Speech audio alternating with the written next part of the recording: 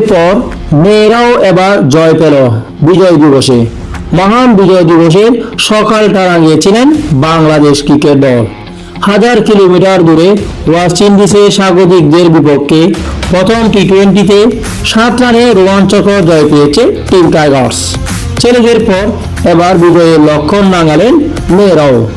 নারী অনূর্ধ্ব 19 এশিয়া কাপে গ্রুপ পর্বে নিজেদের প্রথম ম্যাচে শ্রীলঙ্কাকে 28 রানে হারিয়ে টুর্নামেন্টের শুভেচ্ছা সূচনা করেছে বাংলাদেশ মেয়ে দল।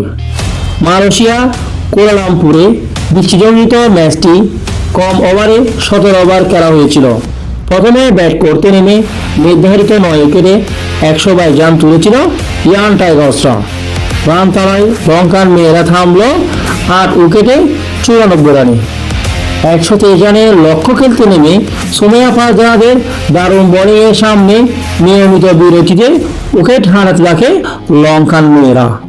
শেষ পর্যন্ত অল আউট না হলেও 100 নিচেই আটকে যায়।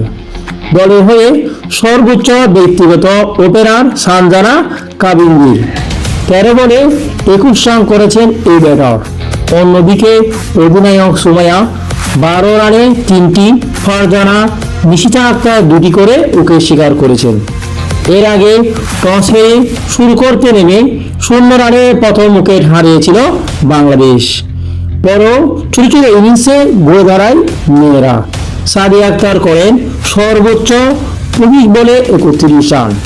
এছাড়া হাফিমা 23 বলে 25, সুমাইয়া 21 বলে 24, ইবা 19 বলে 18 রান করেন। বয়স ভিত্তিক এশিয়া কাপে বি গ্রুপে পড়েছে বাংলাদেশ। পরবর্তী ম্যাচ স্বাগতিক মালয়েশিয়ার বিপক্ষে সুমাইয়ারা। এই গ্রুপে আছে 2 চিরপ্রতিদ্বন্দ্বী ভারত, পাকিস্তান ও নেপাল। প্রতি গ্রুপ থেকে 2টি করে দল পাবে সুপার 4-এর টিকিট।